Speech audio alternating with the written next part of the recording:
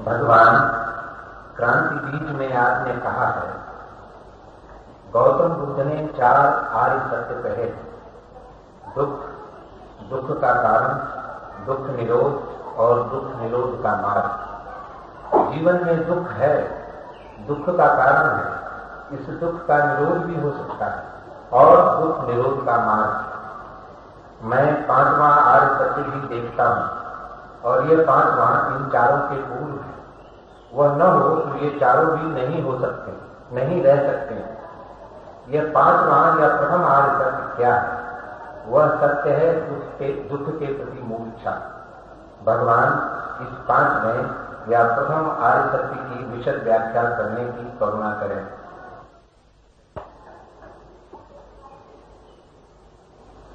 जो जानते हैं उनके लिए जीवन दुख से ज्यादा नहीं। जो नहीं जानते हैं उनके लिए जीवन सुख की एक आशा है।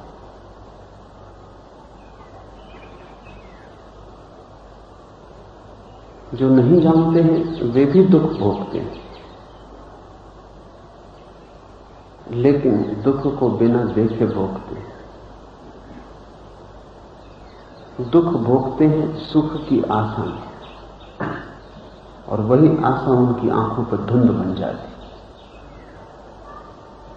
आज दुख भोगते हैं क्योंकि लगता है कल सुख मिलेगा। कल का सपना आज के सच को छिपा लेता है। नर्क में भी गुजार देते हैं जीवन क्योंकि लगता है कभी न कभी स्वर्ग उपलब्ध होगा। आशा से बड़ा अंधकार नहीं और आशा से बड़ी कोई मूर्छा नहीं। जो व्यक्ति आशा को छोड़कर जीवन को देखेगा उसे दुख ही दिखाई पड़ेगा। दुख है, लेकिन अज्ञानी दुख को समझता है सीढ़ी सुख तक पहुंचने की। दूर कहीं भविष्य में सुख है, यात्रा में होगा दुख, लेकिन मंजिल सुख की। उस मंजिल के लिए कुछ भी झेलने को तैयार हो जाता। लेकिन संसार सिर्फ सीढ़ियां ही सीढ़ियां हैं, यहां मंजिल है ही नहीं। यहां रास्ता ही रास्ता है, यहां मुकाम है ही नहीं। और जो मुकाम नहीं है उसके लिए हम उस रास्ते की व्यर्थ तकलीफें झेल लेते हैं। जो सीढ़ियां कहीं पहुंचाती नहीं, हम व्यर्थ ही चढ़ते हैं, थकते हैं, परेशान होते हैं। लेकिन सीढ़ियां अंतहीन, इसलिए तुम उनके अंत पर भी कभी नहीं आ पाते। ध्यान रहे, मंजिल होती तो सीढ़ियों का अंत भी आ जाता। क्योंकि मंजिल नहीं है, सीढ़ियां अंतहीन, तुम चलते ही जाते हो। कितना ही तुम चलो तुम पाते हो आगे सीढ़ियां बाकी। लगता है बस अब मंजिल आई ही।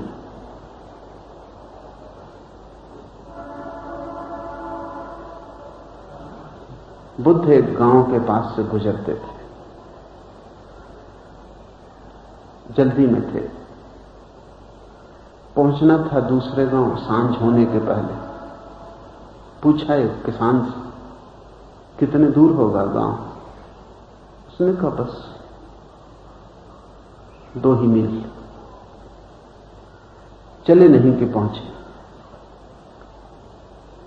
2 मील चल चुके, सूरज ढलने के करीब आ गया। एक दूसरा ग्रामीण गुजरता था, उससे पूछा कि कितना होगा दूर?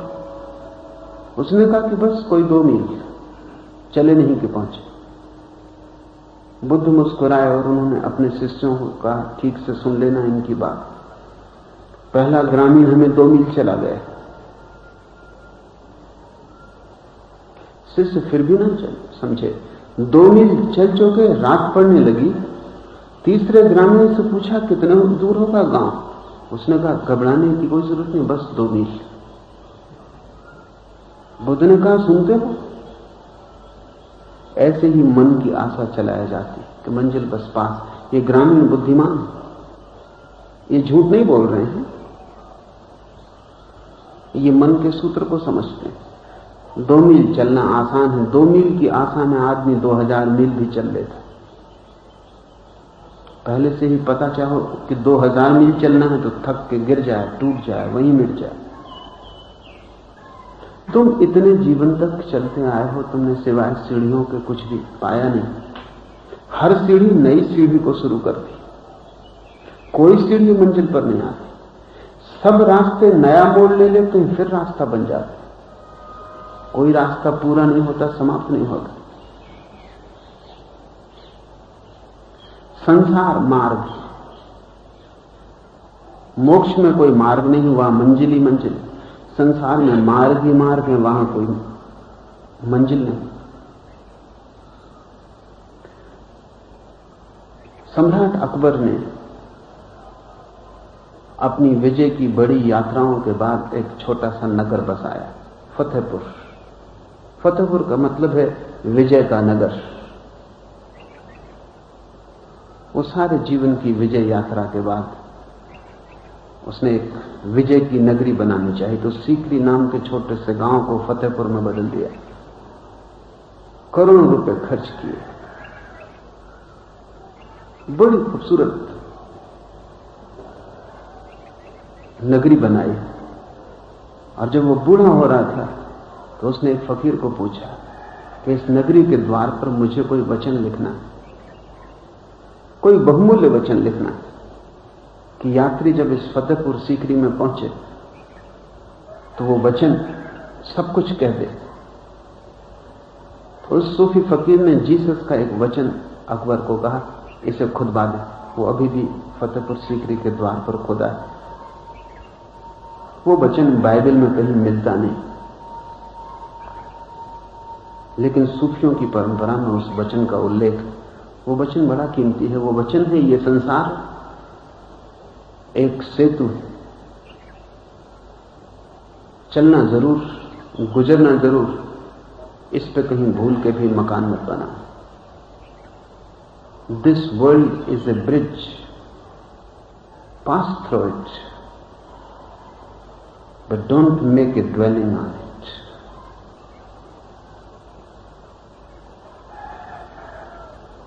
अकबर ने वचन तो खुदवा दिया, लेकिन चिंतित हुआ और उसने फकीर को कहा, मुसीबत में डाल दिया, क्योंकि मैं तो सोचता था विजय की नगरी बना रहा हूं, तुम कहते हो संसार एक सेतु। इस संसार में फिर विजय की नगरी बन ही नहीं सकती, यहां कोई विजय होती ही नहीं। और अकबर का रस फतेहपुर सीकरी में समाप्त हो गया। नगर बना भी और बिना बना रह गया। फतेहपुर सीकरी कभी आबाद नहीं हुआ। तो जिस दिन से बना है उसी दिन से खंडर पड़ा, उसमें कभी कोई बसने नहीं गया। वो बात ही खत्म हो गई। अकबर को भी दिखाई पड़ गया कि इस संसार में कोई विजय संभव नहीं, यहां कोई मंजिल भी उपलब्ध नहीं होती। मनुष्य इतना दुख झेल लेता है, असह्य दुख झेल लेता है। तरकीब क्या है? दुख झेलने की आदमी की तरकीब क्या है? जागता क्यों नहीं? इतनी भी पीड़ा उसे उठाती क्यों नहीं? इतनी भी पीड़ा उसे चौंकाती क्यों नहीं? कोई गहरी तंद्रा है, और वो तंद्रा आशा है। आशा से लगता है सुख मिलेगा, लेकिन सच्चाई यह है कि आशा से केवल तुम दुख झेलने में समर्थ हो जाते।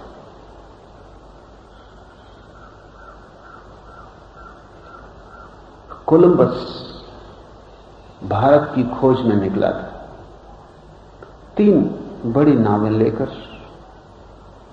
कोई 100 नाविक लेकर, कोई 3 महीने का भोजन का इंतजाम था।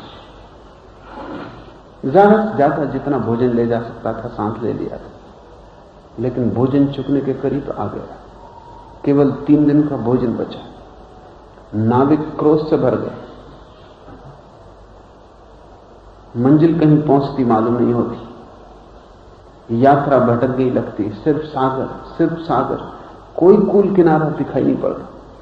तो उन सभी नाविकों ने जब रात कोलंबस सोया था तो एक बैठक की, और उस बैठक में तय किया कि हम कोलंबस को उठा के समुद्र में फेंक दें और वापस लौट जाएं, क्योंकि ये आदमी तो मुसीबत में डाले हुए, मरेंगे, भोजन चुक गया है, कहीं पहुंचते हुए लगते नहीं। इस आदमी ने अटका दी जिंदगी। कोलंबस ने सुना, वो सिर्फ बना हुआ सो रहा था, उससे भी डर, अब खतरा है। और जब तक कोलंबस जिंदा है तब तक नावें वापस नहीं होंगी, ये भी नाविकों को पता है, क्योंकि कोलंबस वापस होना जानता ही नहीं, जिद्दी, अहंकारी, मर जाएगा, लौटेगा नहीं। क्योंकि क्या कहेगा लौटकर अपने देश में? पहले ही लोगों ने कहा था कि तुम मूल हो, किन बातों में पड़े हो, सिद्धांतों के चक्कर में आ गए। लोग कहते हैं पृथ्वी गोल और तुमने मान लिया, और जीसस की बाइबल तो कहती है कि पृथ्वी चपटी। लौट के लोग कहेंगे आ गए वापस, नहीं पहुंच पाए, क्योंकि पृथ्वी अगर गोल है तो तुम पहुंच ही जाते, कहीं ना पहुंचते तो यहीं लौट आते।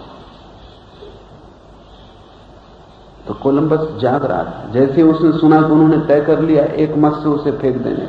वो उठा और उसने कहा कि एक बात मुझे भी पूछनी, वो ये कि 3 महीने का सामान था वो समाप्त हो गया, 3 दिन का बचा है, अगर तुम लौटे भी तो पहुंच पाओगे? क्योंकि लौटने में कम से कम 3 महीने तो लगेंगे। अगर तुम ठीक उसी रास्ते से लौट सको जिससे हम आए, और समुद्र में कहीं कोई रास्ता नहीं बना, अगर तुम लौटे तो 3 दिन ही लौट पाओगे ना, बाकी दिनों का क्या होगा? और जब लौट के ही मरना है तो आगे बढ़ने की हिम्मत रखो। जब मरना ही है तो पीछे क्या जाना? और मैं तुमसे कहता हूं कि पीछे लौटने में तो 3 महीने लगेंगे, आगे हो सकता है 3 दिन में भी हम पहुंच जाएं, इसकी संभावना है। आशा बंधी, बात तो सीधी थी, गणित साफ था। आगे शायद 3 दिन में भी पहुंच जाएं, क्योंकि पता नहीं किनारा कितने दूर हो, लेकिन पीछे तो 3 महीने से कम में पहुंचने वाले नहीं, इसलिए मौत निश्चित। आशा बंधी कि नाविक फिर श्रम में लग गए। जैसे ही आशा बंधती वैसे ही तुम श्रम में लग जाते। जैसे ही आशा छूटती वैसे तुम्हारे हाथ पैर शिथिल हो जाते। जैसी आशा छूटती दुख दिखाई देने लगता है, जैसी आशा बनती है सुख का स्वाद आने लगता है। संसार आदमी को नहीं बांधे हुए, संसार से ज्यादा जगाने वाली जगह खोजनी कठिन। 24 घंटे दुख है, सब तरफ से दुख है, हर घड़ी कांटा चुभता है, लेकिन तुम यहां हो ही नहीं जिसको कांटा चुभ। तुम आशाओं के किसी लोक में भटके हुए। सुना है मैंने एक सूफी फकीर मरा और स्वर्ग पहुंचा। देख के हैरान हुआ कि स्वर्ग में द्वार पर ही 4 लोग जंजीरों से बंधे। थोड़ा चौंका कि भीतर प्रवेश करूं या ना करूं, क्योंकि मैंने तो सुना था संसार में बंधन होते, ये स्वर्ग में लोग जंजीरों से बंधे। उसने पूछा द्वारपाल को कि ये क्या राज है, इन लोगों को क्यों बांधा गया? उसने कहा कि पहले तुम भीतर तो आओ, फिर सारी बात समझ लेना। इनकी आशा टूट गई, ये स्वर्ग में भी रुकने को राजी नहीं। तुम संसार में भी रुके थे, आशा थी, इनको रोकने के लिए जंजीरें बांधनी पड़ी। स्वर्ग भी आशा है, आखिरी आशा है। अगर वो भी टूट जाए तो तुम्हारे मुक्त होने के लिए कोई भी बाधा नहीं रहेगी। फिर तुम्हें रोकना हो तो जंजीरों से बांध के रोकना पड़े।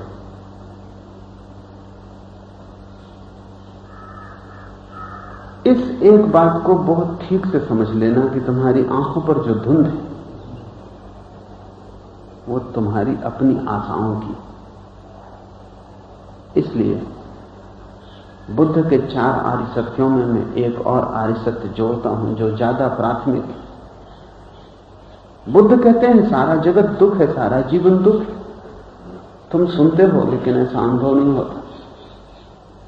तुम्हें लगता है दुख जरूर है, लेकिन सीढ़ियों की भांति है, और जो श्रम न लेगा यात्रा का वो सुख तक पहुंचेगा कैसे? कष्ट झेलना होगा, कीमत चुकानी होगी। ये कीमत है दुख, फल सुख का है। लेकिन ध्यान रहे, जब बीच में ही दुख हो तो फल में सुख नहीं हो सकता, और जब यात्रा कष्ट की हो तो अंतिम परिणाम सुख का नहीं हो सकता, क्योंकि अंतिम परिणाम तो सारी यात्रा का जोड़ होगा। तुम मरते क्षण सुखी कैसे हो सकते हो अगर तुम जीवन भर दुखी रहे हो? क्योंकि तुम्हारे जीवन भर की दुख की राशि मरते क्षण में पूरी होगी। मृत्यु से इतना दुख क्यों लगता है? मृत्यु उसका कारण नहीं। मृत्यु से इतना दुख इसलिए लगता है कि जीवन भर के दुख इकट्ठे हो जाएंगे, और मृत्यु का अर्थ है अब कोई भविष्य नहीं, इसलिए आशा बचेगी नहीं छिपाने को, नशा टूटेगा और जीवन भर के दुखों का जोड़ इकट्ठा होगा। सीढ़ियां सीढ़ियां सीढ़ियां, यात्रा के पथ न मालूम कितने कष्ट, आगे जाने को कोई जगह नहीं, आशा का उपाय नहीं, क्योंकि मृत्यु का अर्थ है अब आशा नहीं, समय समाप्त हुआ, अब कल बचा नहीं कि तुम कह सको कल सुख मिलेगा। मौत वर्तमान में खड़ा कर देगी, और सदा से तुम जिए थे भविष्य में। मौत तुम्हें झटके से ले आएगी वर्तमान में, देखोगे तुम दुख, और दुख को छिपाने का कोई नशा तुम्हारे पास ना होगा।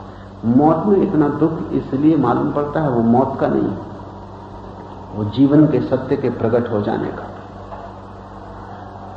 मौत बड़ी उद्बोधक है, वो तुम्हें चौंकाती है, जगाती है, तुम्हारे अनस्थेसिया से, तुम्हारी गहरी बेहोशी से तुम्हें बाहर ले आती। इसलिए ज्ञानियों ने मौत को सद्गुरु कहा है। अगर मृत्यु न होती तो तुम शायद कभी जागते ही नहीं। इसलिए ज्ञानियों ने कहा है अगर मृत्यु न होगी तो दुनिया में कोई आदमी धार्मिक न होगा। ठीक कहा, क्योंकि जिंदगी में तो तुम सोए ही रहते हो, और सोने की तरकीब सीधी है कल की आशा, फिर तुम कुछ भी झेल लेते,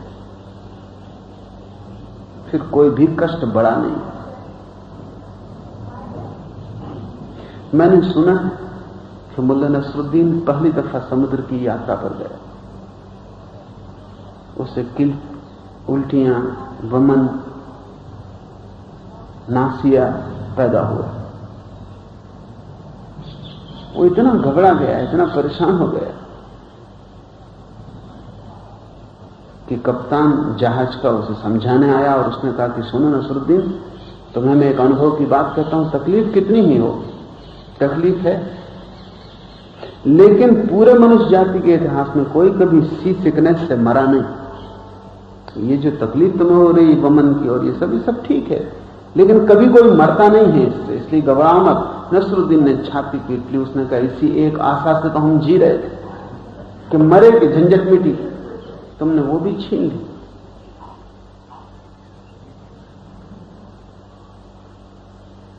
आदमी अद्भुत है, जीवन में तो आशा रखता ही है, मौत में भी आशा रखता है, इसलिए तो लोग आत्महत्या करते हैं। आत्महत्या मौत से भी आशा बांधनी। आत्महत्या का अर्थ है मौत से भी हम कुछ आशा रखते हैं, दुख से छुटकारा हो जाए, इस जिंदगी का अंत होगा, शायद इससे कुछ बेहतर शुरू हो, इससे बुरा तो कुछ हो नहीं सकता।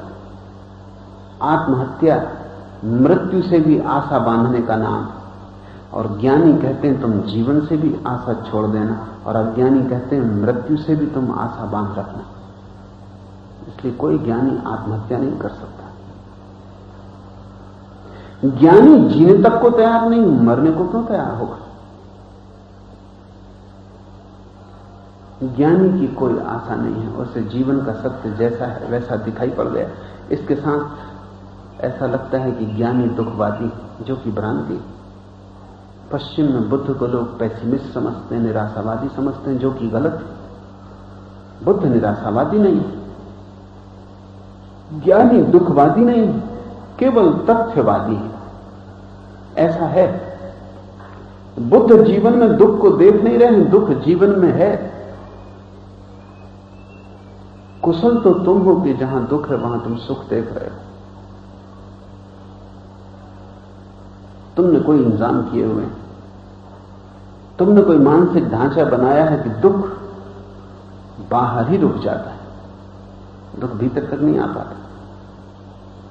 मैंने सुना है एक फकीर यात्रा कर रहा है एक जहाज से, तूफान आया बड़ा, नाव डूबने को होने लगी, अब डूबी तब डूबी। सारे नाविक घुटने टेक के परमात्मा से प्रार्थना करने लगे, सिर्फ वो फकीर चुपचाप खड़ा रहा। आखिर कप्तान को क्रोध आ गया, उसने कहा कि तुम क्यों खड़े हो, धार्मिक आदमी होकर तुमसे इतना भी नहीं बनता कि तुम प्रार्थना में सम्मिलित हो जाओ। उस फकीर ने कहा, ये नाव मेरे बाप की, जिसकी है वो फिक्र करे।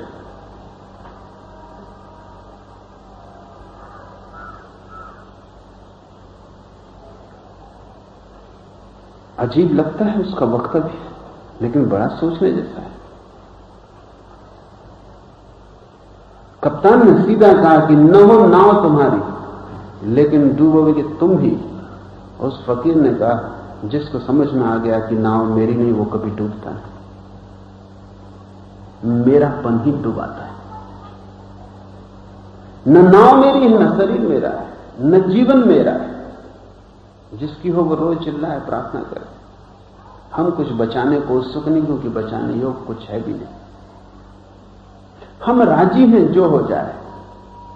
आशा के दो रुख, जो है आशा, उससे तुम्हें कभी राजी नहीं होने देती, और जो नहीं है और जो कभी नहीं होगा उसका भ्रम बनाए रखती। आशा टूटते से ही धार्मिक व्यक्ति का जन्म होता है।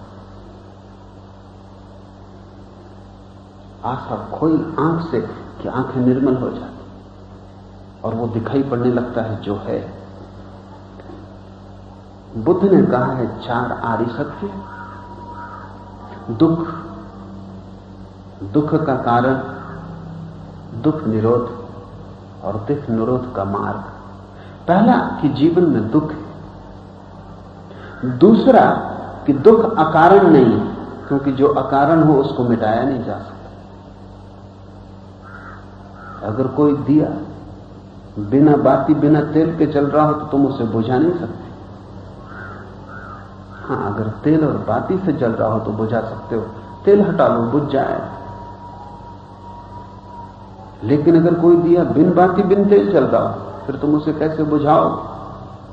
जिस आग के जलने का कारण ना हो उस आग के बुझने का उपाय भी ना हो।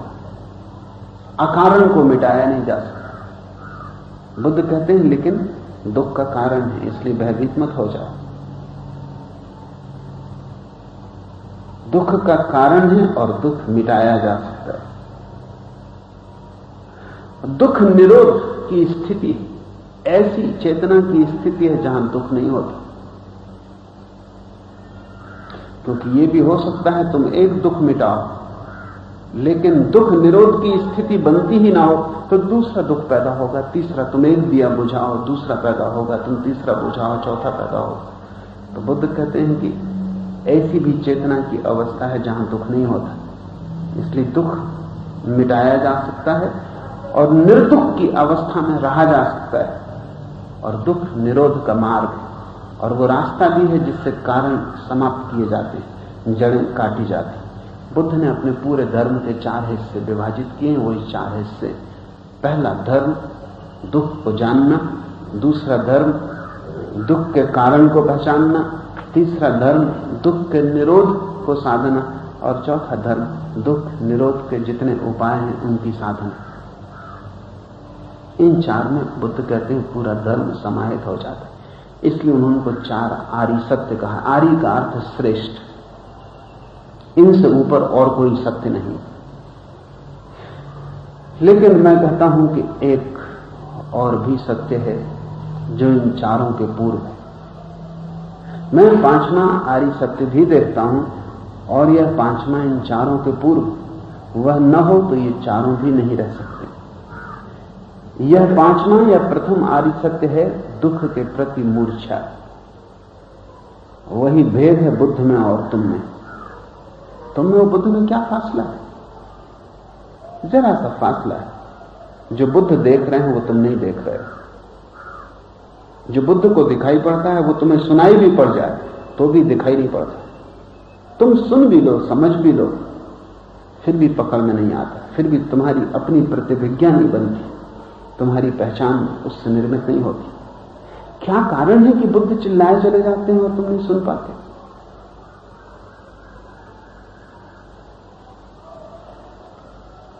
शायद तुम्हारे आंख पर कोई पर्दा है कि जो भी तुम देखते हो वो विकृत हो जाता है। जैसे पीलिया का मरीज होता है, उसे सब पीला दिखाई पड़ने लगता है।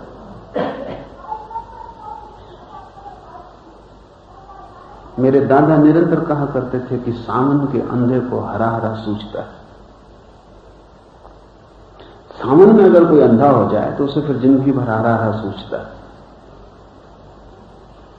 क्योंकि वो सावन का हरापन आंख में रह जाता और आंख बंद हो गई। जिंदगी में हमें जो हरा हरा सूझता है उसके सूत्र को अगर समझ लें तो बुद्ध में और तुम में क्या अंतर है वो साफ हो जाएगा। अंतर जरा सा है, जैसे कोई सोता हो और कोई जगता हो, बस उतना ही अंतर। तुम्हें दुख दिखाई नहीं पड़ता, बुद्ध को सिवाय दुख के कुछ दिखाई नहीं पड़ता। तुम्हारी संख्या बड़ी, बुद्धों की कोई संख्या नहीं। तुम्हारी भीड़ महान, अनगिनत। तुम एक दूसरे की भ्रांति को मजबूत करते हो। बुद्ध की आवाज जैसे शून्य में खो जाती। किसी ने जॉन द बैप्टिस्ट को पूछा कि तुम कौन हो? जॉन बपतिस्मा वाले जॉन ने ही जीसस को दीक्षा दी थी। वो जीसस का गुरु था। उसने ही जीसस को बपतिस्मा दिया, इसलिए वो जॉन बपतिस्मा वाला कहलाता। वो अनूठा फकीर था। उससे किसी ने पूछा कि तुम कौन हो? क्या तुम वही मसीह हो जिसके आने की शास्त्रों में उल्लेख? उसने कहा कि नहीं, मैं तो सिर्फ सूने रेगिस्तान में गूंजती हुई एक आवाज हूं। Just a voice in wilderness. बस एक आवाज जंगल में गूंजती हुई। बड़ा ठीक उत्तर दिया। बुद्धों की आवाज जंगल में गूंजती हुई आवाज, कोई सुनने वाला नहीं। लोग सुन भी लेते हैं तो फिर अपने रास्ते पर चले जाते हैं। उनके चलने से पता चलता है कि वे चूक गए, उन्होंने सुना नहीं। आंख पर कोई ऐसा पर्दा है कि हर चीज को विकृत कर जाता है। बुद्ध की बात को सुन के उसको भी हम विकृत कर लेते हैं। जब हम सुनते हैं जीवन में दुख है तो तत्क्षण हमारे मन में यह आशा बनती है कि शायद बुद्ध के पास हमें कोई उपाय मिल जाए जिससे जीवन का दुख मिट जाए। तत्क्षण हम बुद्ध के चरण पकड़ लेते हैं कि बताओ मार्ग, जीवन का दुख मिट जाए। दुख को मिटाने का कोई मार्ग नहीं, वस्तुतः दुख को मिटाने की कोई जरूरत नहीं। तुम्हारी आशा छूट जाए कि आशा के साथ ही सुख दुख सब लीन हो जाते। आशा के दो पहलू, भविष्य में सुख, अभी दुख। जैसे ही आशा टूटी, भविष्य का सुख खो जाता है, अभी का दुख खो जाता है। क्योंकि जो तुम्हें दुख दिखाई पड़ता है वो इसीलिए तो दुख दिखाई पड़ता है क्योंकि तुमने सुख के कोई सपने संजा रखे। उनकी तुलना में, उनकी अपेक्षा में ही दुख है। तुम्हारे सभी दुख तुम्हारे सुख की अपेक्षा से निर्मित होते हैं। इसलिए जितनी बड़ी अपेक्षा उतना दुखी आदमी। जिसकी कोई अपेक्षा नहीं उसका कोई दुख नहीं। लेकिन तुम बुद्ध को सुन के फिर सुख के सपने बनाते हो। तुम बुद्ध से भी सपना निकाल लेते हो। तुम बुद्ध को भी अपनी नींद की दवा बना लेते हो। तुम बुद्ध से भी पूछते हो बताओ रास्ता सुख को पाने का, और ध्यान रहे, बुद्ध केवल तुम्हें दुख को देखने का रास्ता बता सकते हैं, सुख को पाने का कोई सवाल ही नहीं। जिस दिन तुम दुख को देख लेते हो, जिस दिन कोई सुख तुम्हें लुभाता नहीं, जिस दिन तुम लोभ की वृत्ति से मुक्त हो जाते हो और जान लेते हो सब भ्रांति है, जिस दिन तुम दुख के लिए राजी हो जाते हो, उसी दिन दुख विसर्जित हो जाता है। दुख इतना घना है कि तुम्हें जगा देता है। एक आदमी की सर्जरी करनी हो अस्पताल में तो हमें उसे बेहोश करना पड़ता, बेहोश करके फिर हड्डी पसलियां काटो, हाथ पैर तोड़ो, हृदय खोलो, उसे कुछ पता नहीं चलता। वो इतना बेहोश है कि दुख का पता नहीं चलता। बेहोशी दुख को झेलने में समर्थ है, और जितना बड़ा दुख झेलना हो उतनी बड़ी बेहोशी चाहिए, अन्यथा बीच में टूट जाए, बेहोशी तो कठिन हो जाए। बड़े दुख के लिए बड़ी बेहोशी, छोटे दुख के लिए छोटी बेहोशी। और अगर बिल्कुल दुख न झेलना हो तो पूर्ण होश चाहिए। होश आते ही जैसे सारे जीवन का रूपांतरण हो जाता। जहां कल दुख दिखाई पड़ता था, जहां कल सुख दिखाई पड़ता था, वे दोनों एक साथ खो जाते। धूप छांव दोनों एक साथ खो जाते हैं। रह जाते हो तुम अकेले, और तुम्हारा वह अकेलापन ही मुक्ति। तुम्हारे उस अकेलेपन में ही आनंद की वर्षा होती, तुम्हारे उस अकेलेपन में ही अमृत का पहली बार अनुभव होता है। जिस दिन कोई आशा नहीं भविष्य की, उसी दिन वर्तमान की कोई पीड़ा नहीं। भविष्य और वर्तमान एक साथ समाप्त हो जाते। मैं निरंतर कहता हूं वर्तमान में जियो, लेकिन ये बात थोड़ी गलत है। लेकिन तुम गलत हो और तुमसे गलत भाषा में बोलना पड़ता। तुमसे मैं कहता हूं वर्तमान में जियो, लेकिन कभी तुमने पूछा नहीं, सोचा भी नहीं कि अगर भविष्य नहीं है और अतीत भी जा चुका और भविष्य भी आया नहीं, तो वर्तमान कैसे हो सकता है? नदी का वो किनारा भी नहीं, नदी का ये किनारा भी नहीं, तो बीच का सेतु कैसे खड़ा हो सकता है? ये जो वर्तमान का क्षण, ये हो ही तब सकता है जब अतीत का क्षण इसे पीछे से संभालता हो और भविष्य का क्षण इसे आगे से संभालता हो। दो किनारे हो, अतीत और भविष्य के, तो वर्तमान का सेतु हो। तुमसे मैं निरंतर कहता हूं वर्तमान में जियो, लेकिन जिस दिन तुम जियोगे उस दिन अतीत और भविष्य तो खो ही जाएंगे, वर्तमान भी खो जाएगा। क्योंकि जब किनारे ही ना रहे तो बीच का सेतु कैसे रहे? उस दिन तुम अचानक पाओगे समय खो गया। इसलिए ज्ञानियों ने कहा समाधि कालातीत है। वो वर्तमान में भी नहीं, क्योंकि वर्तमान तो अतीत और भविष्य के ही बीच की लकीर है। अगर अतीत और भविष्य दोनों झूठ है तो वर्तमान भी झूठ है। और मध्य कैसे बच सकता है जब दोनों छोर खो जाएं? मध्य कहां बचेगा? दोनों छोर के खोते ही मध्य भी खो जाता है। जिस दिन तुम भविष्य की आशा नहीं रखते, जिस दिन तुम अतीत की स्मृति नहीं संभालते, उस दिन तुम वर्तमान में रहोगे। ये कहना गलत, क्योंकि वर्तमान भी नहीं बचेगा। उस दिन तत्क्षण समय खो जाएगा, तुम समयातीत हो जाओगे। तुम अपने को अचानक पाओगे जहां कोई समय नहीं, जहां न कुछ कभी हुआ, न जहां कुछ कभी होने वाला है, न जहां कुछ हो रहा है। ये जो अवस्था है, ये अवस्था बुद्ध की अवस्था है। इस अवस्था में कोई दुख नहीं, क्योंकि इस अवस्था में सुख की कोई वासना नहीं। इस अवस्था में कोई विषाद नहीं, क्योंकि इस अवस्था में कोई आशा नहीं। इस अवस्था में तुम कुछ पाना नहीं चाहते, इसलिए तुम पीड़ित भी नहीं हो सकते। इस अवस्था में तुम ही बचते हो, निपट तुम्हारा होना बचता है। इस अवस्था को बुद्ध मोक्ष कहते हैं, महावीर कैवल्य कहते हैं, क्योंकि केवल तुम ही बच रहते हो। हिंदू ब्रह्म कहते हैं, क्योंकि तुम तो खो जाते हो, केवल समग्र की सत्ता शेष रह जाती। ये चार आर्य सत्य तुम्हें दिखाई नहीं पड़ रहे, क्योंकि इन चारों के पहले पर्दा तुम्हारी आंख पर है, दुख के प्रति मूर्छा। तुम दुख को देखते ही नहीं, तुम कभी दुख को आंख भर के नहीं देखते, तुम सदा दुख से आंखें छिपाते हो। तुमने कभी दुख को आमना सामना किया? घर में कोई मर गया हो तब तुम उसके पास बैठ के उसकी मृत्यु का आमना सामना किए? तुम छाती पीटोगे, रोओगे, चिल्लाओगे, सब करोगे, लेकिन ये सब बचने की तरकीबें। एक घटना घटी है मृत्यु की, उसको तुम बुलाने के उपाय कर रहे हो। तुम जाओगे, सुनोगे ज्ञानियों को कि आत्मा अमर है, कोई मरता नहीं, शरीर ही मरता है, पंच तत्वों में मिल गए, और जो भीतर छिपा था वो तो शाश्वत अजन्मा अभी भी है। तुम ये सब बातें सुनोगे, तुम रोओगे, दुखी होगे, पीड़ित होगे, सांत्वना इकट्ठी करोगे, लेकिन एक बात तुम कभी ना करोगे कि मौत सामने खड़ी है, अभी घट रही, तुम इसे देख लो, क्योंकि उससे तो तुम्हें घबराहट लगेगी।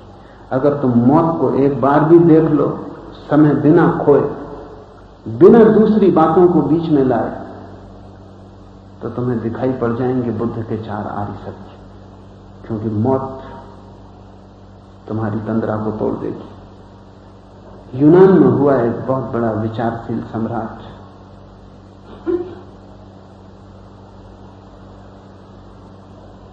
उसने अपने संस्मरणों में लिखा है कि नासमझ दूसरे के अनुभवों से सीख ही नहीं सकता, नासमझ अपने अनुभवों से भी मुश्किल से सीख पाता है।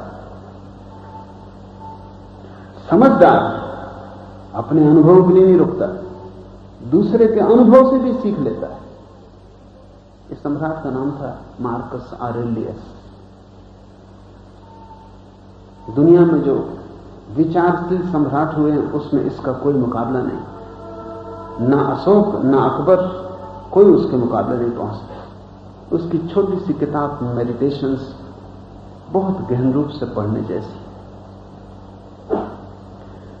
वो कह रहा है कि ना समझ अपने अनुभव से भी नहीं सीख पाता, ना समझ मरेगा तब भी छाती पीटते हुए, शोरगुल मचाते हुए मर जाएगा,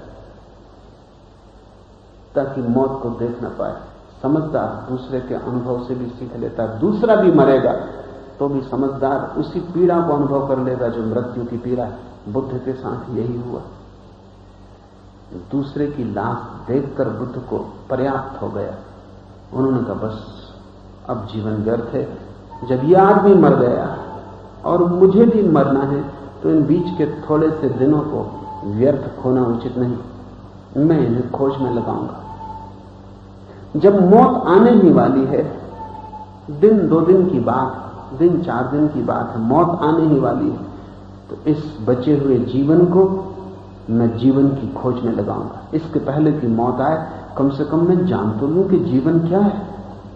इसके पहले कि मेरे हाथ से अवसर छीन लिया जाए, मैं झांक तो लूं कि मुझे किस जगत में भेजा गया था और वहां क्या था। दूसरे की मृत्यु से बुद्ध को ज्ञान हुआ, तुम्हें तुम्हारी मृत्यु से भी ज्ञान नहीं होता। और ये दूसरा अजनबी था, परिचित भी न था। तुम्हारे परिजन भी मरते हैं तो भी तुम्हें ज्ञान नहीं होता, क्योंकि तुम बचने की तरकीब जानते हो, तुम आंखें चुराना जानते हो। जहां भी दुख हुआ तुम तत्क्षण आंख चुराते। तुम कभी अस्पताल गए हो तो तुम इस भांति निकलते हो जैसे कि मरीज दिखाई ना पड़े। किसी की टांग बंधी है, किसी का सिर लटका है, किसी का हाथ टूटा है, तुम अस्पताल से तेजी से गुजरते हो, अस्पताल कोई जाना नहीं चाहता। और मरघट से तुम गुजरना पसंद ही नहीं करते। कभी मजबूरी में जाना पड़ता है, तुमने कभी ख्याल किया मरघट पर बैठ के लोग कितनी बातचीत में संलग्न हो जाते, जमाने भर की बातचीत वहां चलाते, सिर्फ वो जो तथ्य मरघट का है वो ख्याल में ना आए। मरघट पर लोग जैसी गपबाजी करते हैं और कहीं भी नहीं करते, सारे गांव की जीवन की चर्चा उठाते। 1 घंटे भर 1.5 घंटे उनको वहां बैठना पड़ता है। उतनी देर बड़ी बेचैनी की, काश उतनी देर वो ध्यानस्थ होकर बैठ जाएं, बोले ना, चुपचाप रहे तो बड़ी कठिनाई होगी। घर वही आदमी वापस न लौटेगा जो गया, क्योंकि दूसरे की मौत तुम्हारी मौत की खबर। हर मौत तुम्हारी मौत है, और तुम्हें अगर अपनी मौत दिखाई पड़े तो तुम जीवन से आशा बांधने बंद कर दो। बुद्ध ने कहा है, मृत्यु को जिसने देख लिया उसे फिर इस संसार में कोई भी बांध नहीं सकता। इसलिए हम मृत्यु को जीवन की परिधि के बाहर रखते हैं, मरघट को गांव के बाहर बनाते। कोई मर जाए तो मां बच्चों को घर में वापस बुला लेती, भीतर आ जाओ, कोई मरे हुए को न देख ले। पर तुम्हारे छिपाने से मौत रुकती नहीं। तुम कितना ही अपने को समझाओ, मौत आएगी। जितने जल्दी तुम पहचान लो उतना बेहतर, क्योंकि मौत को अगर तुम आमने सामने देख लो तो तुम्हें जीवन दुख है ये दिखाई पड़ जाए, मूर्छा टूट जाए। मौत तो दूर है, तुम छोटे दुखों को भी आमने सामने करके नहीं देखते। दुख को देखने की प्रक्रिया का नाम तपश्चर्या है। भूख लगी और तुम उस भूख को देखते हो। भूख को देखने का नाम उपवास। भूखे मरने का नाम उपवास नहीं है, क्योंकि जब भूख लगी तब तुम राम राम राम राम करके अपने को उलझाए रखो, उपवास नहीं। भूख लगी है उसे तुम देखते हो, तुम उसी पर ध्यान करते हो। भूख फैलती जाती, रोए रोए शरीर के कोने कोने में चोट करती, पूरी काया मांग करती, और तुम उसे देखते हो। तुम साक्षात्कार करते हो, तुम कुछ करते नहीं उसको मिटाने का, उसको बुझाने का, उससे मुक्त होने का, भुलाने का तुम कोई उपाय नहीं करते। तुम सीधा देखते हो, आंख में आंख डाल के देखते हो भूख क्या है। और जिसने भूख को देख लिया वो उपवास को उपलब्ध हुआ, फिर उसे कभी भूख न लगेगी। नहीं कि वो भोजन न करेगा, भोजन करेगा, पानी पिएगा, लेकिन उससे भूख अब कभी भी न लगेगी। अब ये कृत्य शरीर का होगा, वो अलग हो गया। मुल्ला नसरुद्दीन के घर में आग लगी। रात उसकी पत्नी ने जोर से उसकी रजाई हिलाई और कहा कि उठो नसरुद्दीन, घर में आग लगी। उसने कहा तू क्यों फिक्र करती, कोई हमारा मकान, किराए से रहते। वापस रजाई ओढ़ के वो सो गए। किराएदार को इतनी क्या चिंता है।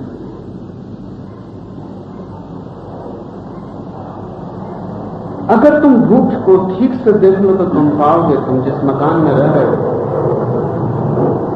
उस मकान की जरूरतें हैं, ये तुम्हारी जरूरतें नहीं। ठीक है तुम रहते हो, इंतजाम कर देते हो, लेकिन चिंता का कोई कारण नहीं। जब तक हो संभाल लेते हो, लेकिन बोझ ढोने की कोई भी जरूरत नहीं।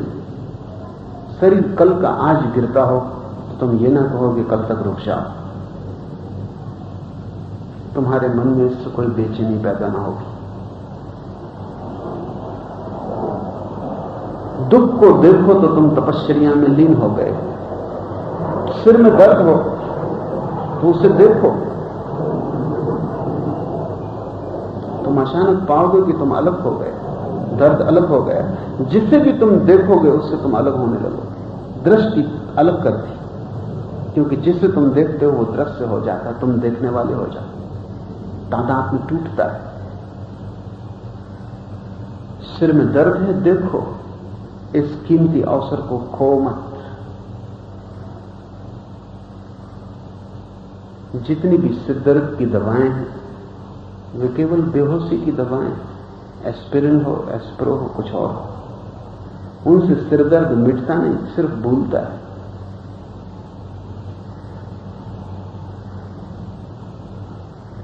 अच्छा हो कि तुम देखो। दर्द को जिसने देखा वो दर्द के बाहर हो गया, जो दर्द के बाहर हो गया वो हंसने लगेगा। तब जिंदगी एक जाल मालूम पड़ेगी जिसको तुमने अपने हाथ से रचा हुआ है और भाग भाग के रचा हुआ है। जिस जिस चीज से तुम आंख चुरा रहे हो वही तुम्हारा पीछा कर रही है।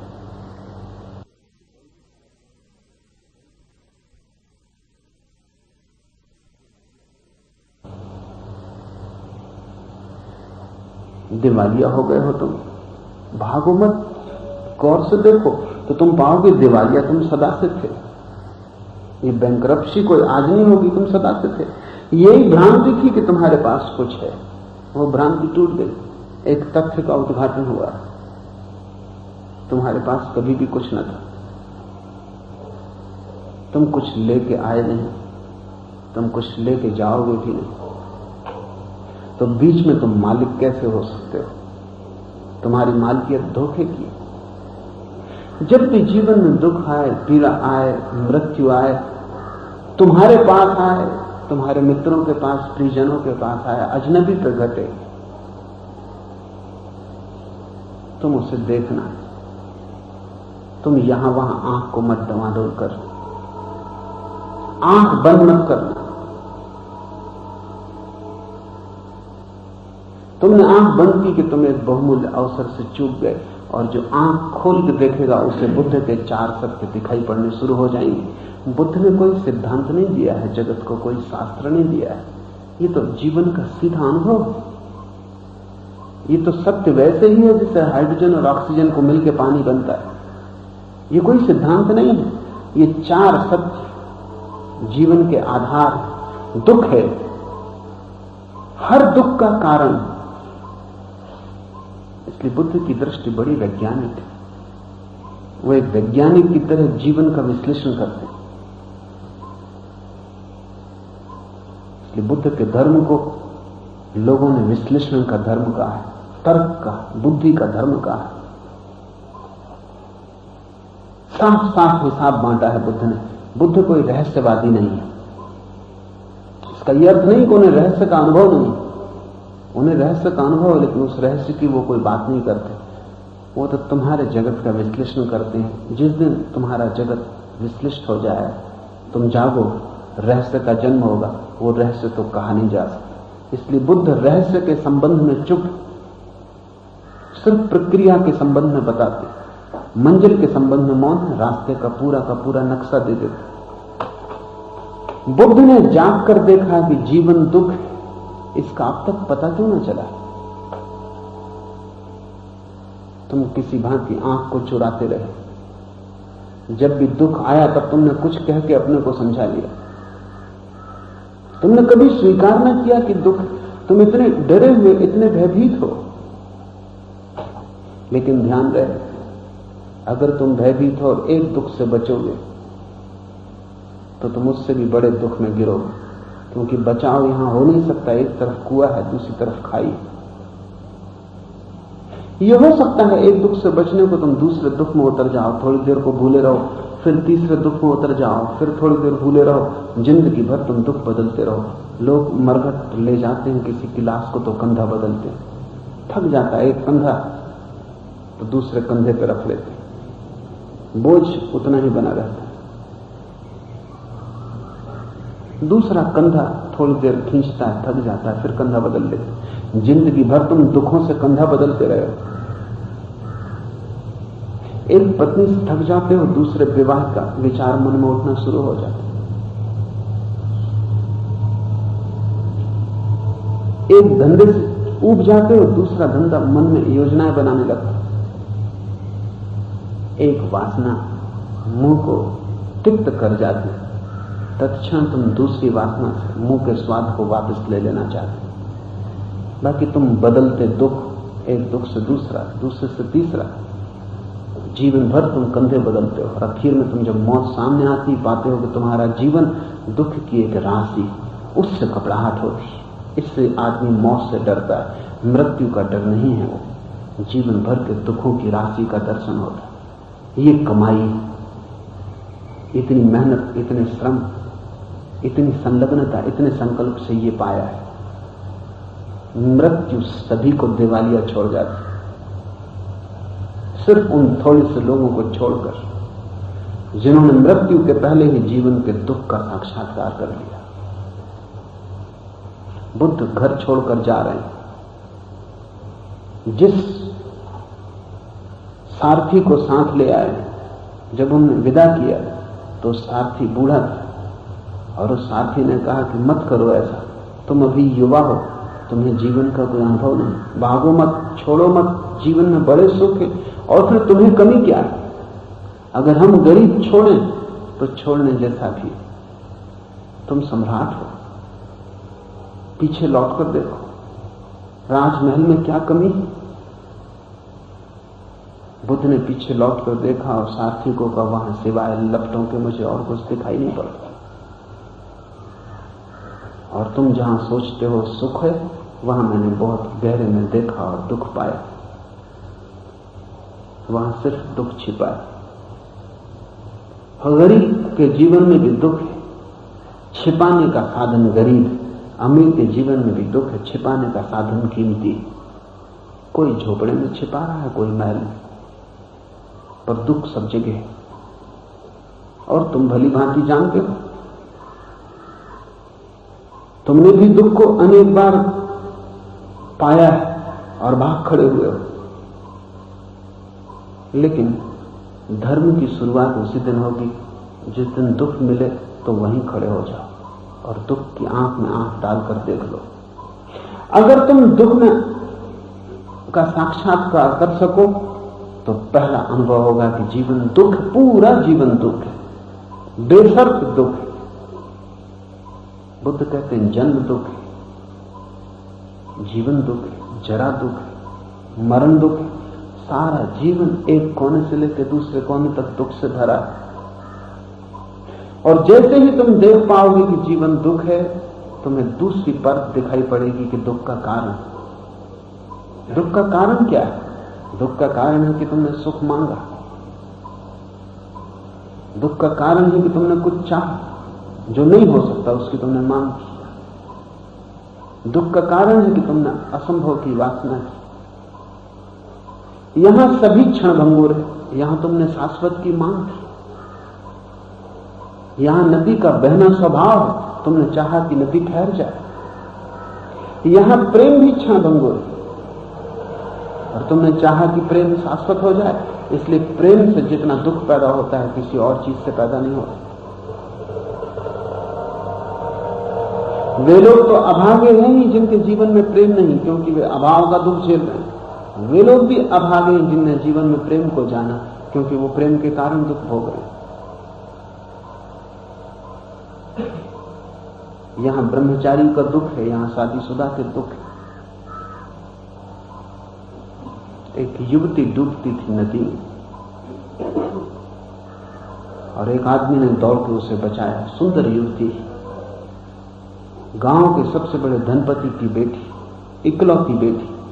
बाप ने इस जवान को धन्यवाद दिया, पुरस्कृत करना चाहा और कहा कि तू हिम्मती है, साहसी है, बहादुर, तूने इतनी जोखिम उठाई। उसने कहा कि माफ करे, कोई जोखिम नहीं, मैं पहले से ही शादीशुदा।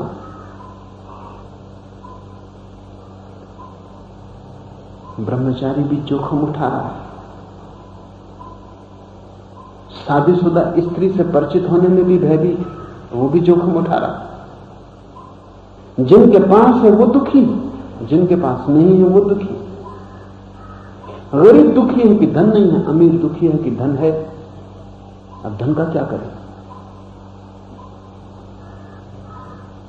जीसस एक गांव से निकले और उन्होंने एक आदमी को दौड़ते देखा, एक वैश्या के पीछे पकड़ा और कहा कि तू क्या कर रहा है? क्या परमात्मा ने आंखें इसलिए दी? उस आदमी ने कहा आप भूल गए, परमात्मा ने तो मुझे अंधा पैदा किया, तुमने ही छू के मेरी आंखें ठीक कर दी थी। जीसस, क्या तुम मुझे भूल गए? मैं अंधा था, तुमने ही मेरी आंखें ठीक की, लेकिन अब आंखों का मैं क्या करूं? इससे तो अंधा ही बेहतर। आंख से रूप दिखाई पड़ता है, रूप पकड़ में नहीं आता। तुमने कृपा क्या की मेरे ऊपर? तुमने मुझे कष्ट में डाल दिया। जीसस बहुत उदास हो गए। वापस लौटने लगे गांव से तो उन्होंने छत पर देखा कि एक आदमी आधा छत से बाहर लटक रहा है, उसके मुंह से फंसूकर गिर रहा है। तो उन्होंने उसे आवाज दी कि हद हो गई, क्या इतना नशा कर गए? उस आदमी ने आंख खोली, कहा क्या तुम जीसस हो? मैं तो मर गया, तुमने मुझे जिलाया, अब मैं जीवन का क्या करूं? तुम मेरे मित्र नहीं दुश्मन हो, मैं तो मर गया, तुमने मुझे जीवन दिया, अब मैं जीवन का क्या करूं? इसे बुलाने की कोशिश कर रहा हूं। जिनके पास है वो दुखी, जिनके पास नहीं है वो दुखी। तुमने सुखी आदमी देखा? सुखी आदमी तुम्हें कहीं मिलेगा नहीं, और कभी मिल जाएगा तो तुम भरोसा न करोगे कि यह आदमी हो सकता है। इसलिए कोई भरोसा नहीं करता कि जीसस कभी हुए, कोई भरोसा नहीं करता कि बुद्ध कभी हुए, कोई भरोसा नहीं करता कि कृष्ण कभी हुए। हमारा मन यही होता है कि सब कपोल कल्पनाएं हैं। हम भली भांति जानते हैं कि सुख हो कैसे सकता है, दुख ही दुख। पर एक बार अगर तुम दुख में आंख गड़ा के देखोगे तो तुम्हें दुख का कारण दिखाई पड़ जाएगा। तुम्हारी निराशा का कारण तुम्हारी आशा है। सोचो, कोई आशा ना हो तुम्हें कोई निराश कर सकेगा? तुम्हारी गरीबी का कारण धन की वासना है। अगर धन की वासना न हो तुम्हें कोई गरीब कर सकेगा? तुम्हारा अपमान तुम्हारे सम्मान की आकांक्षा है। अगर सम्मान की आकांक्षा न हो तो कौन तुम्हें अपमानित कर सकता है? हर दुख के पीछे तुम ही कारण हो। तुमने कुछ मांगा है, उससे तुम दुखी हो। तुम मांग छोड़ दो, दुख खो जाए। तो बुद्ध ने कहा, तृष्णा दुष्पूर, वो कभी भरती नहीं, और न भरे होने से सदा दुख बना रहता है। तुम तृष्णा छोड़ दो। तृष्णा दुख का मूल। और अगर तुम तृष्णा को एक क्षण को भी छोड़ दो तो तुम्हें पता चल जाएगा कि दुख निरोध का मार्ग तुम्हारे हाथ में आ गया। तृष्णा दुख का मार्ग है। तृष्णा मुक्त, तृष्णा रिक्त, तृष्णा शून्य चेतना दुख निरोध का मार्ग। और तुमने अब तक वासना के रास्ते पर ही यात्रा की। तुम जब भी चले लोभ से चले, तुम जब भी उठे लोभ से उठे। तुमने प्रार्थना भी की तो कुछ मांगा, तुम्हारी प्रार्थना भी वासना थी। तुमने ध्यान भी किया तो आकांक्षा थी। तुमने ध्यान से भी कुछ फल पाना चाहा। तुम्हारे सभी कृत्य तृष्णा के रास्ते पर सीढ़ियां बनते। तुम्हारा एक भी कृत्य ऐसा नहीं जो तुमने तृष्णा के रास्ते को छोड़कर किया। और जिस दिन तुम ऐसा एक भी कृत्य कर सकोगे, छोटे से छोटा कृत्य, श्वास लेने का भी तृष्णा से शून्य, तुम्हें चौथी दशा का पता चल जाएगा कि दुख निरोध। उसे बुद्ध निर्वाण कहते, महावीर कैवल्य कहते। तो पहला तो काम है कि मूर्छा टूटे, तुम दुख को देख पाओ। दूसरा काम है दुख का साक्षात्कार, तप। तीसरा काम है दुख के कारणों की तलाश। और बहुत कारण नहीं है, बहु कारण नहीं है, एक ही कारण। सभी दुखों के मूल में एक ही कारण, वो है तुम्हारी तृष्णा। और तब तृष्णा का विसर्जन मार्ग। और जिस दिन तृष्णा शून्य हो जाती है, एक क्षण को भी ऐसी घड़ी आ जाती है कि आकाश में कोई बादल ना हो, तुम्हारे मन में कोई तृष्णा ना हो, अचानक तुम पाते हो तुम मुक्त हो। उस दिन तुम भरोसा करोगे कि बुद्ध हुए। उस दिन तुम्हें हैरानी होगी कि इतने लोग हैं, इतने थोड़े बुद्ध क्यों हुए? इतना संसार है बड़ा, इतने थोड़े लोग निर्वाण को क्यों उपलब्ध हुए? उस दिन तुम्हें चिंता यही होगी। जीसस का एक बहुत अनूठा वचन, ईसाइयों ने उसका भी उल्लेख नहीं किया, सूफियों ने उसको इकट्ठा किया। सूफियों के पास जीसस के कई बहुमूल्य वचन। एक वचन है कि जिस दिन तुम पाओगे बहुत बेचैन हो जाओ, बेचैनी के बाद फिर चित्त शांत होगा। जिस दिन तुम पाओगे बहुत बेचैन हो जाओगे, सब बड़े कठिन, क्योंकि हम तो सोचते हैं जब तक नहीं पाया तब तक बेचैनी। जिस दिन पाओगे बहुत बेचैन हो जाओ, फिर चैन आएगा। बेचैनी ये होगी कि जिस दिन तुम पालोगे तृष्णा शून्य क्षण, उस दिन तुम बेचैन हो जाओगे सारे जगत के लिए कि ये क्या हो रहा है, ये क्या पागलपन हो रहा है, ये लोग क्या कर रहे हैं? जो बुद्ध हो सकते हैं, जो महाबुद्धत्व को पा सकते हैं, जिनकी संपदा जिनके भीतर, वो भिखारी बने रास्तों पर खड़े। वो रो रहे हैं, उनकी आंखें जार जार आंसू गिरा रहे हैं, उनका हृदय सिवाय पीड़ा के और किसी चीज से भरा नहीं जो कि आनंद के सागर हो सकते। जिस दिन तुम पाओगे, जीसस ठीक कहते हैं, बड़ी बेचैनी होगी, तुम हैरान होगे चारों तरफ देख करके ये क्या हो रहा है, ये संसार क्या है, एक महान विक्षिप्तता। फिर धीरे धीरे तुम चैन को उपलब्ध हो। पहला आघात तो बड़ा बेचैन करने वाला होगा। अभी तुम विश्वास नहीं कर पाते कि बुद्ध हुए हैं, लगता है पुराण पुरुष कहानी, हुए नहीं होंगे, गढ़े। वैज्ञानिक यही कहते हैं, ऐतिहासिक यही कहते हैं, पदार्थवादी यही कहते हैं कि ये सिर्फ मनुष्य की आकांक्षाएं, ऐसा मनुष्य चाहता है, बुद्ध कभी हुए नहीं। ये गौतम सिद्धार्थ नाम का व्यक्ति हुआ भी हो, लेकिन ये जो महानिर्वाण की बात है, ये कल्पना। आदमी ऐसा चाहता है इसलिए उसने आरोपित कर लिया है। मनोवैज्ञानिक कहते हैं घटना घटी नहीं, फ्रायड कहता है कि सुख हो ही नहीं सकता।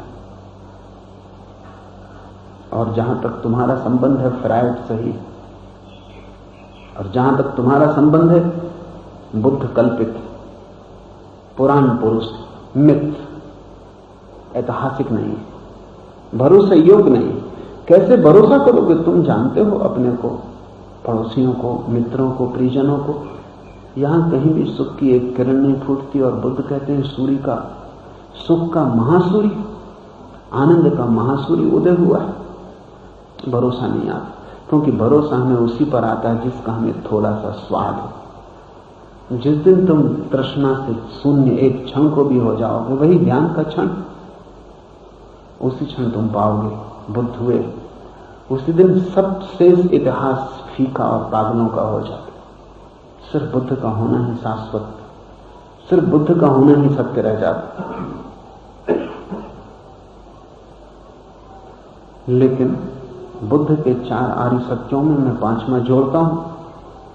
वो इसलिए जोड़ता हूं कि वो 4 अगर तुमने 5वें के बिना समझे तुम समझ ही ना पाओगे। अगर ये 4 सिद्धांत होते दर्शन शास्त्र के, तब कोई कठिनाई न थी, तुम समझ लेते गणित की तरह। लेकिन ये 4 अनुभव सिद्धांत नहीं, इनकी प्रयोगशाला तुम्हें बनना पड़े। ये कोई शास्त्र और तर्क तुम्हें नहीं समझा सकता, ये तुम ही जानोगे तो पहचानोगे। और उसके लिए 5वां आर्य सत्य मैं जोड़ता हूं कि तुम जागो। तुम जागने का उपाय करो।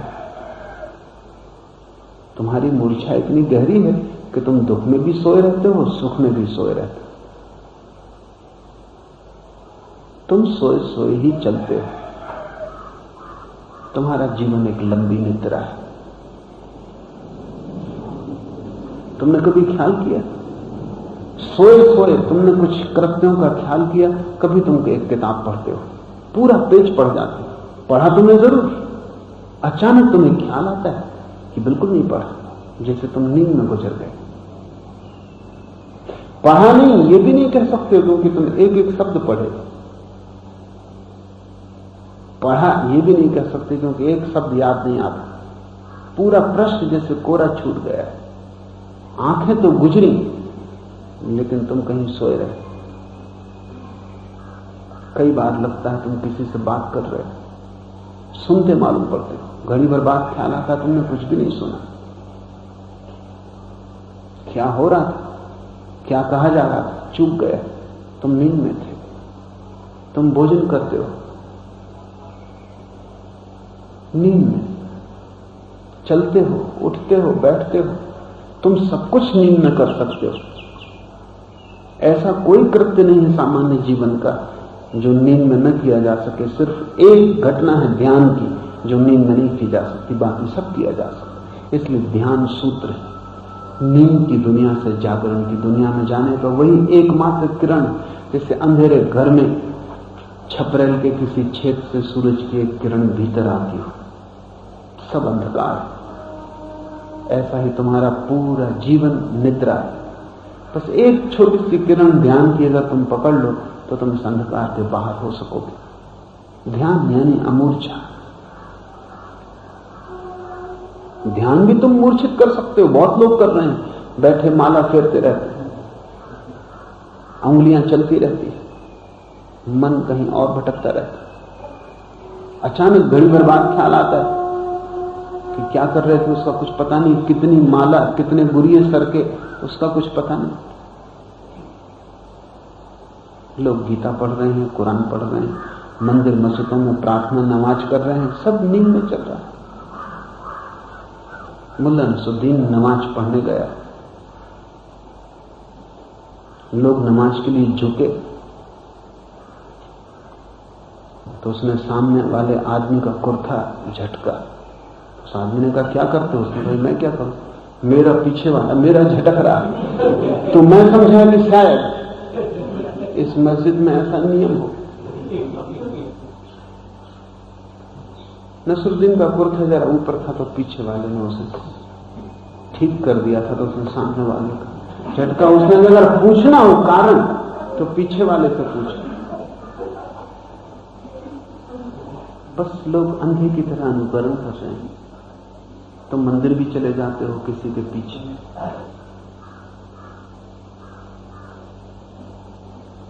तुम किसी के पीछे मंदिर के दुश्मन भी हो जाते हो। कोई तुम्हें आस्तिक बना देता है, कोई तुम्हें नास्तिक बना देता है। तुम नींद में कितनी यात्रा करते हो। कोई कुछ कह देता है वो तुम्हें पकड़ लेता है, तो कोई उसके विपरीत कह देता है वो तुम्हें पकड़ लेता है। तुम एक गुरु के द्वार से दूसरे, दूसरे के तीसरे भटकते रहते हो। ऐसा जन्मों से चल रहा है। ये यात्रा कोई नई नहीं। तुमने बहुत द्वार खटखटाए, सिर्फ एक द्वार तुमने कभी नहीं खटखटाया, वो तुम्हारा अपना द्वार। तुमने बहुतों की सुनी, सिर्फ एक की तुमने कभी नहीं सुनी, वो तुम्हारे भीतर छिपी हुई जागृति की संभावना है। तुमने सब किया, सिर्फ एक काम तुमने कभी नहीं किया, होश से तुमने कभी कुछ नहीं किया, और उसके बिना सब किया व्यर्थ। किया न किया बराबर।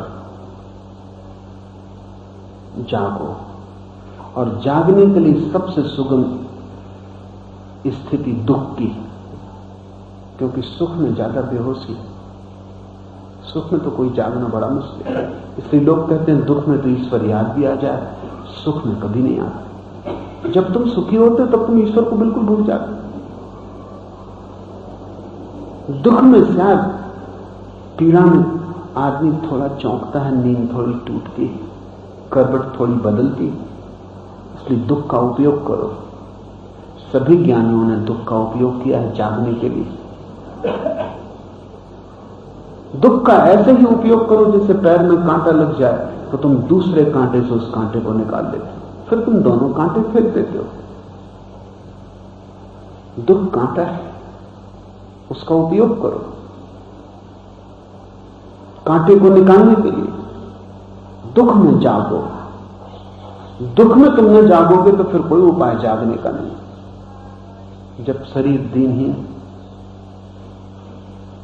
पीड़ा से भरा है, अस्वस्थ हो, बीमार हो, बिस्तर पे पड़े हो, तब तुम न जागे तो तुम जो स्वस्थ होगे, शरीर वासना से भरेगा, आकांक्षाएं बल लेंगी, शक्ति भीतर होगी तृष्णा में दौड़ने की, तब बहुत मुश्किल होगी। छोटे छोटे बच्चे से लेकर बूढ़े तक तृष्णा का खेल चल रहा है। एक दुकान में ऐसा हुआ, एक स्त्री ने बहुत सामान खरीदा, छोटा बच्चा उसके साथ था। दुकानदार बड़ा प्रसन्न था। उसने छोटे बच्चे को कहा, पप्पू ये चिलगोजे रखे, मुट्ठी भर के ले लो। वो लड़का खड़ा रहा, उसने चिलगोजे लिए नहीं। उस दुकानदार ने कहा, अरे तुम्हारी मां कुछ भी ना कही, तुम ले लो, और जब मैं कह रहा हूं तो तुम क्यों रुके हो? फिर भी वो रुका रहा। दुकानदार ने कहा, ऐसा बच्चा मैंने नहीं देखा। तो बच्चे तो बिना कहे मुट्ठियां भर लेते। तो उसने खुद मुट्ठी भर के बच्चे के खीसे भर दिए। बाहर उसकी मां ने पूछा कि पप्पू चिलगोजे तुझे बहुत प्रिय है, हद कर दी तूने संयम की, तू कैसे संयम साधे रहा? उसने कहा, उसकी मुट्ठी बड़ी थी। वो कह रहा था मुट्ठी भर लो, मेरी मुट्ठी में कम आती। छोटे बच्चे भी गणित वासना करें। छोटे से छोटे बच्चे की तृष्णा शुरू हो गई, फिर मरते दम तक मुट्ठी बड़ी का गणित चलता जाता है। कितनी ही बड़ी मुट्ठी हो जाए तुम मर जाते हो, मुट्ठी खाली रहती। जागो दुख में। इसलिए जनक जैसे लोग पृथ्वी पर बहुत कम हुए, महावीर जैसे लोग काफी हुए। इस बात से तुम्हें समझ में आ जाएगा, क्योंकि दुख में जागना आसान है, महावीर की प्रक्रिया आसान, जनक की प्रक्रिया बहुत कठिन है, सुख में जागना बहुत कठिन है। इसलिए जनक जैसे आदमी उंगलियों पर गिने जा सकते।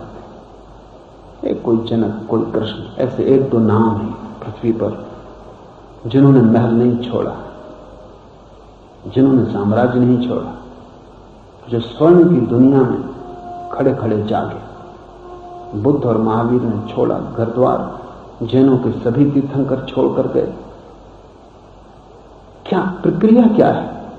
छोड़ के जाने का अर्थ है सुख से हटे, दुख में प्रविष्ट हुए, ताकि दुख सब तरफ से जगाने में सहयोगी हो जाए, तब जाग पाए। जनक जैसा व्यक्ति अद्वितीय, महावीर बुद्ध अद्वितीय, महावीर बुद्धों में जनक जैसा व्यक्ति अद्वितीय।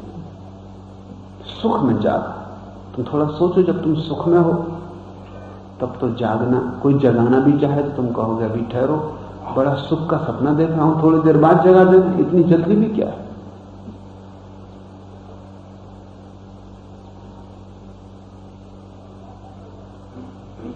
जब दुख स्वप्न होता है तब तुम नहीं जाग रहे हो, नाइट मेयर चल रहा है,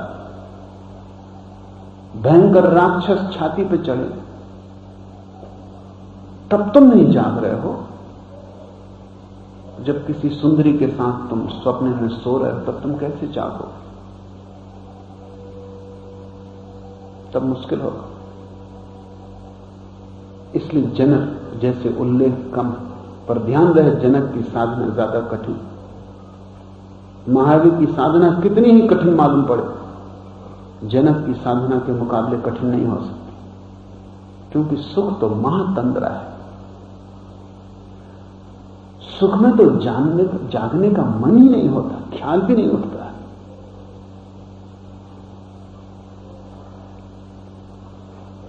दुख तपश्चर्या बन जाता है, लेकिन कोई चाहे तो सुख को भी तपश्चर्या बना सकता है।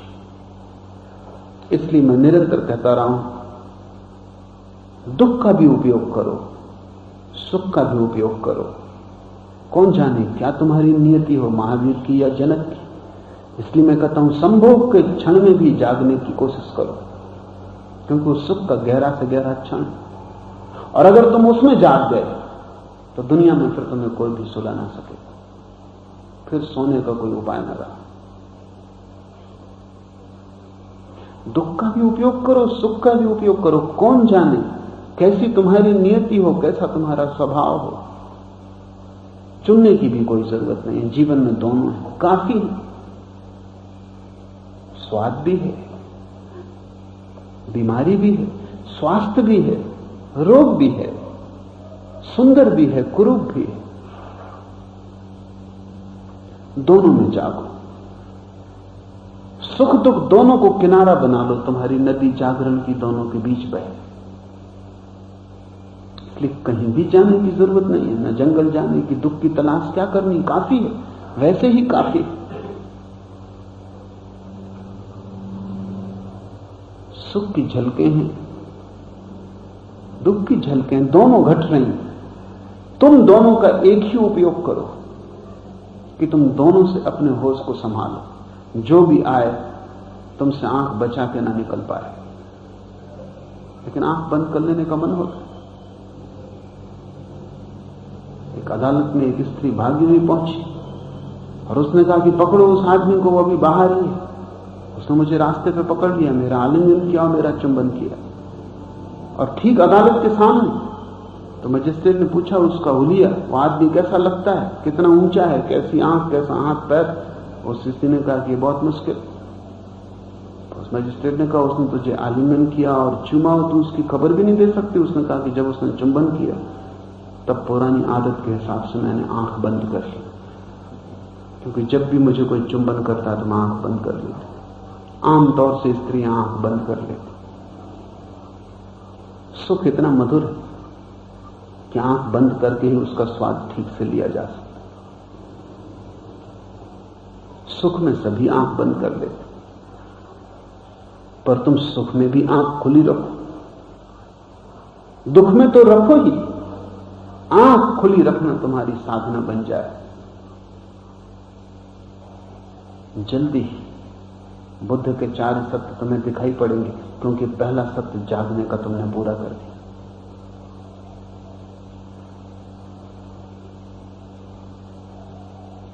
क्रांति असंभव नहीं है, कठिन बहुत है, क्योंकि नींद में तुम्हारा बहुत इन्वेस्टमेंट है, बहुत तुमने न्यस्त किया है। नसरुद्दीन को उसकी पत्नी उठा रही, वो कहता अभी नहीं, ठहर, अभी नहीं। फिर घड़ी भर बाद उठाती, उसने कहा सब नष्ट कर दिया। एक आदमी सपने में मुझे रुपए दे रहा था 99, और मैं जिद पे आ रहा था 100, और बेवक्त तूने जगा दी। फिर कितनी ही आंख बंद की, वो दिखाई नहीं पड़ता, वो 99 भी गए। मैंने उससे बाद में ये भी कहा चलो 99 से 98 से, आखिर 1 तक आ गया, तो वो दिखाई नहीं पड़ता, बेवक्त तूने जगा दी। जरा रुक जाती, लेकिन तेरी पुरानी आदत बेवक्त। जब तुम सपना मधुर देखते होते हो तब तुम बुद्ध की बात सुनना भी ना चाहोगे, क्योंकि अभी 99 100 के करीब पहुंच रहे थे, सपना पूर्णाहुति पे आ रहा था।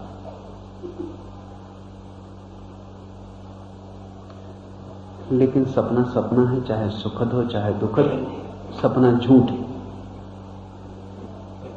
झूठ के सुखद होने का कोई अर्थ नहीं। झूठ अंततः दुखद है,